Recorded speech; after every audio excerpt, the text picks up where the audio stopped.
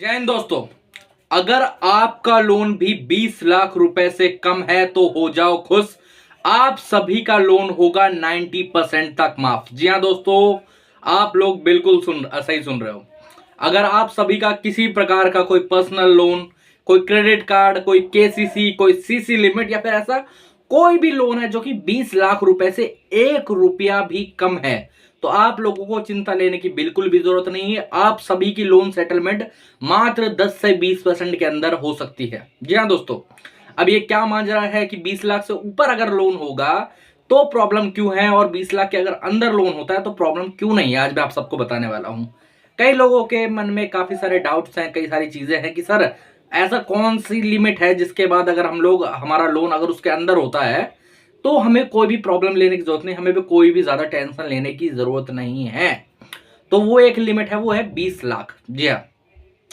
अब कई भाई लोग पूछते हैं कि अगर हमारा लोन जो है वो 20 लाख रुपए से ऊपर हुआ, 20 लाख रुपए से ऊपर हुआ तो उसमें ऐसा क्या हो जाएगा, क्या हमारे साथ चीजें हो सकती है, हम क्या ऐसा हमें प्रॉब्लम आ जाएगी। तो देखो, अगर मैं आप सबको बता देता हूं, अगर कोई भी लोन हो जो चाहे तो सिक्योर हो चाहे तो अनसिक्योर हो। जी हाँ, ऐसा नहीं कि सिक्योर लोन इसके अंदर आएंगे फिर अनसिक्योर लोन ही आएंगे। कोई भी लोन हो, कोई केसीसी हो, कोई अपना पर्सनल लोन हो, कोई कॉर्पोरेट लोन हो, ऐसा कोई भी लोन हो, ठीक है। अगर वो 20 लाख रुपए से ऊपर है, ठीक है, तो वो डीआरटी में जा सकता है। बैंक अप्रोच कर सकती है उस लोन को डीआरटी में भेजने के लिए। डीआरटी में आपके ऊपर एक केस फाइल कर सकती है। अब ये डीआरटी क्या होता है, ये होता है डेट रिकवरी ट्रिब्यूनल। ये एक अलग कोर्ट है जिसके अंदर अलग तरीके के फैसले सुनाए जाते हैं। अब कई भाई लोग पूछेंगे क्या ये आर्बिट्रेशन की तरह होता है, क्या ये सेक्शन 25 की तरह होता है। नहीं मेरे भाई, ये एकदम अलग कोर्ट है। जैसे अब मैं बता रहा हूं, एक व्यक्ति से कल मेरी बात हुई थी जिनका टोटल 26 लाख रुपए का लोन है, 26 लाख रुपए की सीसी लिमिट है, ठीक है। उनके ऊपर क्या कहते हैं, डीआरटी का केस लगा है, जस्ट अभी लगा है। उनकी जो डेट है वो अप्रैल की है। तो उनके साथ क्या क्या चीजें हो सकती हैं, क्या क्या प्रॉब्लम उन्हें फेस करनी पड़ सकती हैं। देखो, सबसे पहले तो चीज ये होती है कि डीआरटी में आर्बिट्रेशन में आप सभी को पता होगा कि अगर हम लोग आर्बिट्रेशन का कोई नोटिस हमें आता है, हम उसका रिप्लाई नहीं देते हैं, वो अवार्ड पास हो जाता है, तो वो लोग हमारे घर का सामान अटैच कर सकते हैं, है ना।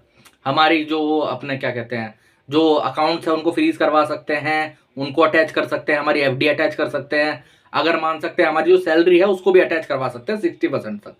लेकिन ये जो डीआरटी है ये 1% आगे है। जी हाँ, ये उससे लमसम 2 कदम आगे है, 100% आगे है, ज्यादा पावर रखती है। क्या पावर रखती है, अब देखो आर्बिट्रेशन के अंदर जो है वो मूवेबल प्रॉपर्टी को ही अटैच करा जा सकता है। मतलब जो आपकी चल संपत्ति है, मतलब कोई प्रिंटर हो गया, कोई टीवी हो गई, कोई सोफा हो गया, कोई फ्रिज हो गया, कोई ऐसी चीजें हो गई, ठीक है, इनको ही अटैच करा जा सकता है। लेकिन जो हमारा डीआरटी है उसके पास एक पावर और है, आप सभी को नहीं पता, एक पावर और है। ये आप सबकी अचल संपत्ति, मतलब इनमूवेबल एसेट, मतलब आपका घर, दुकान, मकान, संपत्ति, इसको भी अटैच कर सकते हैं। इनके पास ये पावर है। ये आपका जो एक कहते हैं ना, घर का एक सिंगल सामान है ना, उसको बेच के भी रिकवरी करवा सकते हैं। जी हाँ, आप लोग बिल्कुल सही सुन रहे हो मेरे भाइयों। डीआरटी इतना ज्यादा खतरनाक है, अगर आप सभी में से किसी का केस भी डीआरटी के अंदर जाता है तो वहां पर बहुत प्रॉब्लम फेस करने को मिल सकती है। अब होता क्या, आर्बिट्रेशन में तो आप ऑब्जेक्शन लिख दे रहे हो, आगे चल के कोई दिक्कत नहीं आएगी आपको। आर्बिट्रेशन के एक की जगह 10 नोटिस आपको आ जाए, आप उसके अंदर ऑब्जेक्शन डाल दोगे, वो प्रोसीडिंग नहीं हो पाएगी। अगर फर्जी अवार्ड भी पास कर देते तो आप उस पर चैलेंज नोटिस लगा दोगे, आप उस पर स्टे ले लोगे, ऐसी कोई परेशानी वाली बात नहीं है। लेकिन डीआरटी में अगर केस गया तो वहां पर बहुत ज्यादा बड़ी चीजें हो सकती हैं। अगर आप वहां पर केस लड़ते हैं तब भी आपको 20% तक पैसा वहां पर जमा करवाना पड़ेगा, एक तरीके से अपनी बॉन्ड के रूप में। अगर वो नहीं करवाते हो तो डीआरटी वाले ऑर्डर पास कर सकते हैं। ये ऑर्डर बहुत ही ज्यादा खतरनाक होता है। अभी मैं आप सभी को एक किस्सा सुनाता हूं, आज से लमसम नहीं तो 1 साल पहले की बात है। 2024 में 2023 जो था, 23 के दिसंबर की बात है। एक लाला जी थे हमारे, ठीक है, बहुत ही बेहतरीन लाला जी थे। उनका एक प्रॉपर्टी का केस था, उनका मतलब सिंपली एक मोर्टगेज का लोन था, उसका केस था। उनकी 60 लाख से ऊपर की प्रॉपर्टी थी, वो मोर्टगेज पे हो रखी थी। उसमें चीज थी, उनके उनके ऊपर भी डीआरटी का केस लगा। जब बैंक ने डीआरटी का केस करा तो हुआ क्या, हमने उनको समझाते रहे कि आप एक काम करिए, आप तब तक के लिए कुछ बॉन्ड भर के इसको रोकिए, इस पे स्टे लीजिए। ये अरे क्या होता है, क्या हो जाएगा आर्बिट्रेशन। कुछ लोगों ने उनके मन के अंदर भर दिया कि आपका सर कुछ नहीं हो सकता, कोई दिक्कत वाली बात नहीं है, कोई परेशानी नहीं है, आगे चल के यहाँ स्टे ले लेंगे, वो हो जाएगा, ये हो जाएगा, वो हो जाएगा। एक बार डीआरटी ने ऑर्डर पास करा, आप बात नहीं मानेंगे, विद इन 1 मंथ के अंदर जो उनका घर है उसके ऊपर ऑप्शन हुआ, उसकी नीलामी हुई, सारी चीजें हुई और लाला जो है वो घंटा पकड़ते हुए रह गए। ये एक्चुअल स्टोरी मैं आप सबको बता रहा हूँ, ये चीज हुई थी वहां पर, ठीक है। ऐसा नहीं है, डीआरटी के पास बहुत पावर है, वो अनसिक्योर लोन और सिक्योर लोन में कोई भेद नहीं करती है। अब सिक्योर लोन में तो देखो मॉडरेज रहता है, तो डीआरटी यही ऑर्डर पास करती है कि भाई साहब जो जमीन है, जो अपना मकान है, जो अपना जो भी जिस चीज के ऊपर लिया होता है, चाहे कोई स्टॉक के ऊपर लिया हो, कुछ भी हो, उसको बेच के पैसा दे दो, खत्म करो कहानी। लेकिन जो अनसिक्योर है उसके लिए खतरा बहुत ज्यादा बढ़ जाता है, उसके लिए दिक्कत बहुत ज्यादा जाती है। हाँ, कई भाई लोग पूछते हैं कि सर ऐसा तो नहीं है कि मान लो मेरे नाम पे कोई जमीन नहीं है, क्या मेरे वाइफ के नाम की जमीन से ये चीजें निकाली जा सकती है, या मेरे मदर के नाम से ये चीज निकाली जा सकती है, मेरे फादर की, जैसा मान लो मेरे नाम पे कोई जमीन नहीं है, कोई घर नहीं है, मेरे फादर के नाम पे है, क्या मेरे फादर की संपत्ति को जब्त करा जा सकता है, उसे अटैच करवाया जा सकता है डीआरटी के द्वारा? तो देखो इसमें दो केसेस लगते हैं, मैं बता देता हूँ, दो पॉसिबिलिटी है। देखो अगर आपके किसी भी अनसिक्योर लोन के अंदर, किसी भी अनसिक्योर लोन के अंदर आपके जो फादर है वो को बोरोवर नहीं है, तो कोई प्रॉब्लम वाली बात नहीं है, कोई दिक्कत वाली बात नहीं है, ठीक है। लेकिन अगर एक में भी हुआ और उसके बाद वहां से ऑर्डर पास हुआ, तो हाँ उनका हो सकता है। लेकिन अगर मान लो को बोरोवर नहीं है, तो उनको डरने की बिल्कुल भी जरूरत नहीं। आपकी जो संपत्ति होगी उसी पे डीआरटी ऑर्डर पास कर सकता है, आपकी फैमिली वालों पे नहीं कर सकता, आपको चिंता लेने की जरूरत नहीं, ठीक है।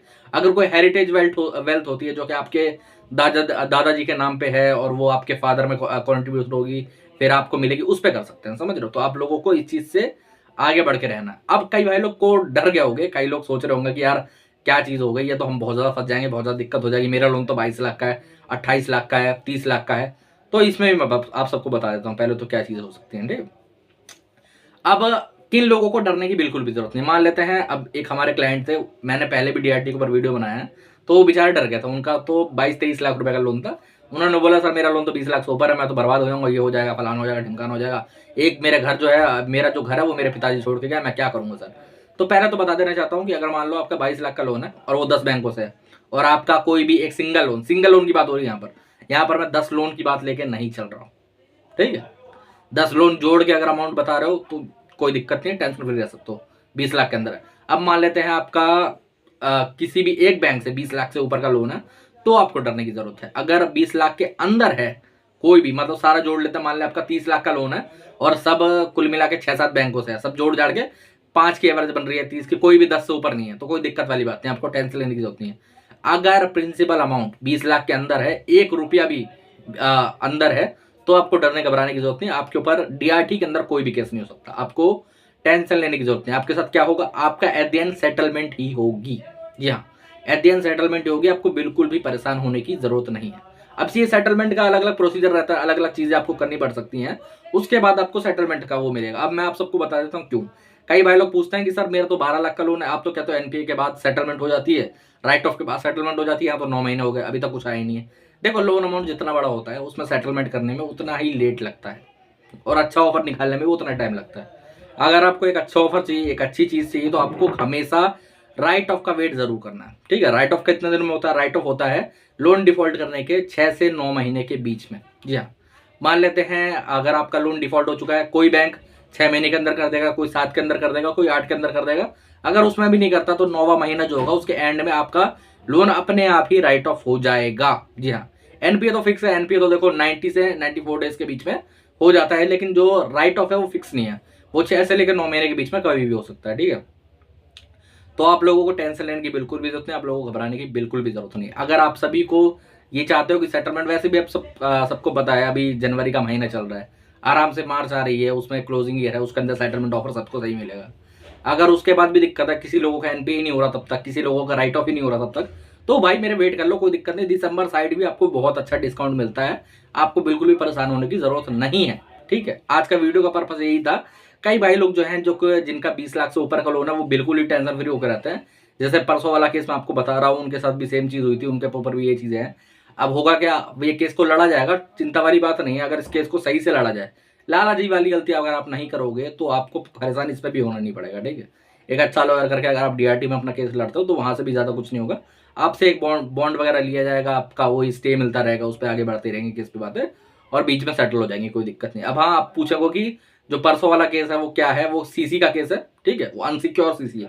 और बोलो 26 लाख की अनसिक्योर सीसी है, और इसके अंदर जो होगा वो अभी केस लगा है अप्रैल साइड में, तो लॉयर से करके आगे डेट बढ़ेगी।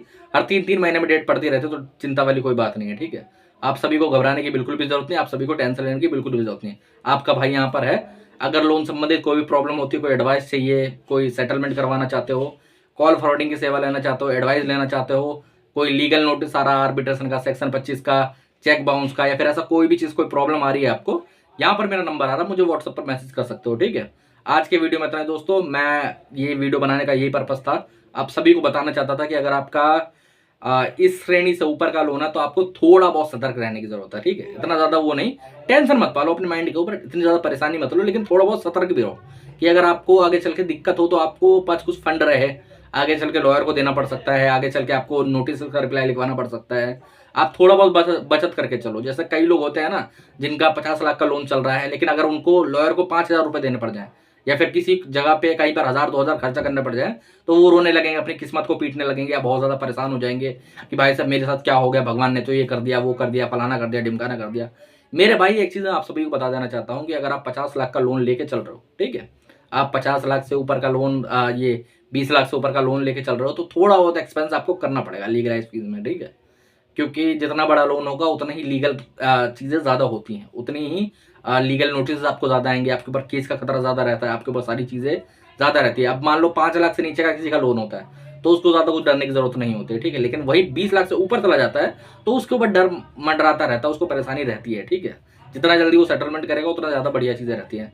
तो दोस्तों आज की वीडियो में इतना ही। अगर इसके बाद भी कोई प्रॉब्लम है, यहाँ पर नंबर आ रहा है, व्हाट्सएप पर मुझे मैसेज कर सकते हो, ठीक है।